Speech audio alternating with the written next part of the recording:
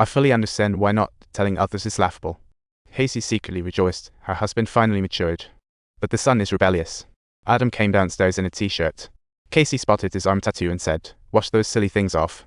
Wash those stupid things off your shoulders." You really underestimate the power of a mother's love. When her husband brought the luggage home, Casey felt blissful, and when she hit the bar, she won the grand prize. However, the next day he saw the doctor, suddenly saying he didn't want to die. From unlucky guy to fortunate turn.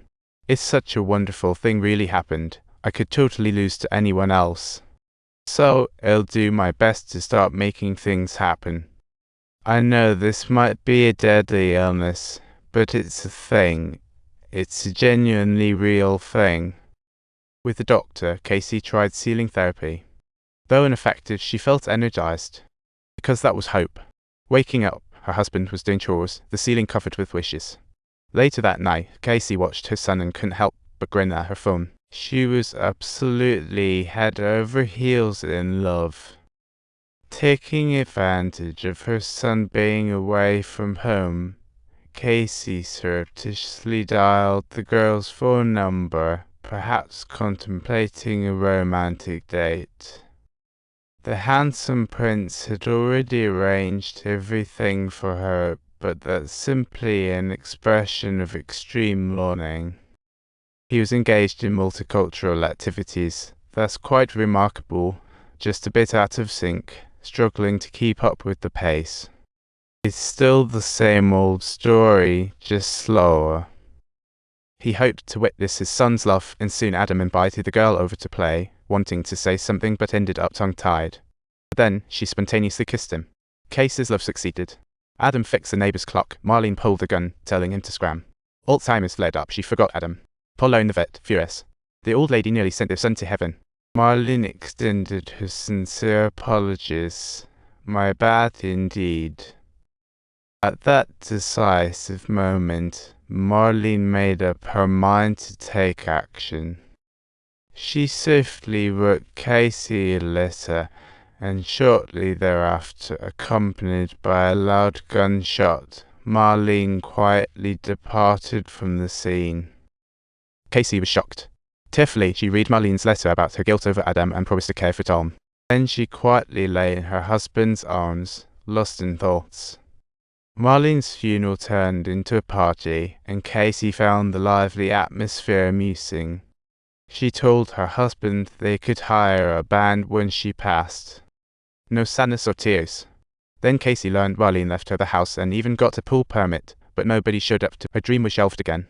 Her husband took her treatment, and the doctor suggested a harsh solution, but it would be extremely painful. Casey refused. She preferred to exit this world artistically, like Marlene. Casey didn't want the house. She gave it to Marlene's daughter instead. But watching them dump a goldfish on the lawn, planning to sell the house, and even sending 12-year-old Tom the dog to a shelter where nobody would take care of him, better for him to go. At this precise moment, Casey was absolutely furious and made the decision to go straight home to inform her husband about everything. She saw the kid from her best friend and thought her sister would explode with anger, but Casey hugged her excitedly. She's going to be an aunt. Seeing her drifting brother, Casey felt light-hearted, thinking of the kids. She gifted Sean Marlene's house. Then Tom was home, and Casey decided to seek treatment. I love the new house.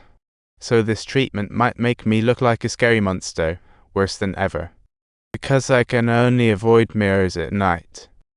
Casey told her son about her cancer, lying it'd get better post-surgery. Adam didn't buy it, only thinking of love. But the night Casey started treatment, Adam tried to snag some cash from his mom's wallet and stumbled upon an envelope, which he curiously opened. It was a garage key. He rushed there overnight to find it full of gifts Casey prepared. Upon gazing at the birthday card where the age had been altered from 18 to 30, Adam experienced a moment of sudden realization. He finally comprehended that his mom's distance from him was entirely motivated by a profound sense of pity. I will let you go at the very moment when you die. Then you will be leaving, and we will be parted then. I will let you go when you die. Then you'll go. After the treatment, Casey dreamed. She wore a white swimsuit and dove into the water along Lost Wish, watching Marlene dance joyfully to the band's music. That was nostalgia and her hope to survive. Casey, with her husband, ended up sneaking to buy headache medicine. Only then did her symptoms ease. Next day, her cancer-stricken brother made a banner. "You should have told me. Sorry. I tried once, but when I saw you angry, I just couldn't handle it." John was filled with despair and anger over his sister's deception. However, Casey suddenly had an epiphany. She had to fight for her life. Dressed as a medical rep, she entered the hospital in dying. "I need the right doctor to save me. It would save me for a lifetime, but I only want to spend 2 hours in your waiting room while still occupying your time." Suddenly, the phone rang. Her appointment was set for next Wednesday at 9 a.m., arranged by a young doctor. Back home, Casey joyfully hugged her husband, when suddenly Paul exclaimed, "Tom's gone." Tom lay in the hallway, breathless, and Paul kindly covered him with a towel. Casey was in tears, feeling guilty towards Marlene, but just then, Tom waddled out with the towel still on him. Casey hugged him tightly, reigniting her hope for life, and there was Marlene behind her, smiling approvingly.